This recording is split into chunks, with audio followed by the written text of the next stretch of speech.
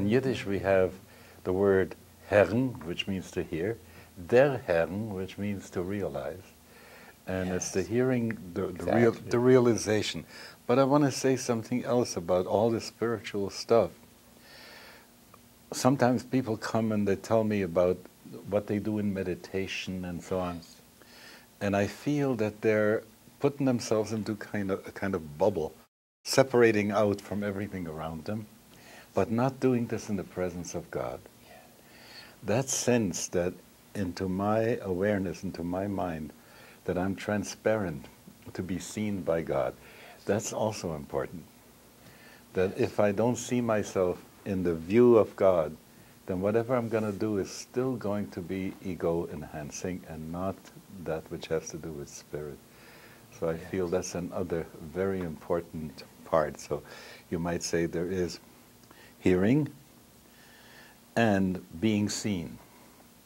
And the Hebrew word for being seen and the word to have fear of God, which is the beginning of wisdom, is related. To know that I'm being seen. The startle reflex. All of a sudden I realize that I'm not alone. Yes. Well, there's one other aspect of listening that's kind of important.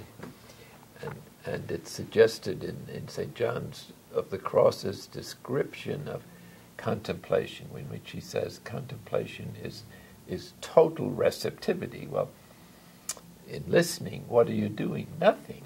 You're totally attentive so that you don't miss a word or a note of the music. So it's to be totally present and open. So openness, it seems to me, is another key word for contemplation. That's why we call the book Open Mind, Open Heart. Mm-hmm. But there's this distinction in the Spanish. Total receptivity doesn't mean passivity.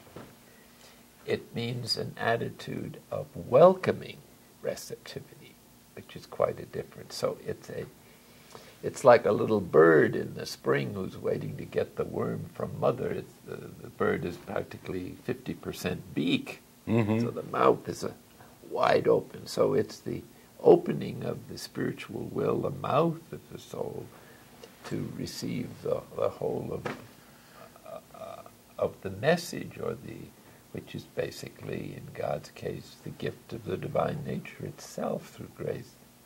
So to be hungry for that experience is to listen at the deepest level. So hunger, longing, darkness of the usual ways we expected to find happiness, desert, suggesting the singleness of purpose, solitude. All of these words are just different facets of the same reality, which is impossible to articulate. But listening is the key word, and in that story of the transfiguration of Christ, there's about 12 key words in that piece that all sort of point to the different aspects. Like they go up a mountain, solitude. There's a dark cloud that resonates with Moses and the Israelites' trip through the desert. There's the voice, so they were listening, and then there's the message out of the cloud. This is my beloved Son. Listen to him. So it's deep listening is perhaps not just listening, but deep listening. We were talking before about the issue of the kiss. Yes. I can imagine a person being so passive that they don't respond to the kiss. That would be the wrong way to do it. Yeah? And when you are saying that you're ready, you're kissing back, as it were, that's one of those ways of talking about listening. Very true. And the only thing is, I don't think there's much danger in a kiss from God. Uh-huh. There's no chance of not responding to that. I don't think so. But it's true, it's a hazard. There's another element that has to do with, well, let's go to decossade. Sometimes people get to be so quietistic that they don't respond. And when you look at the word of listening, it is connected in Hebrew with obeying. Speak, for thy servant listens. Yes. Has to do, I will listen to your command, I will do it.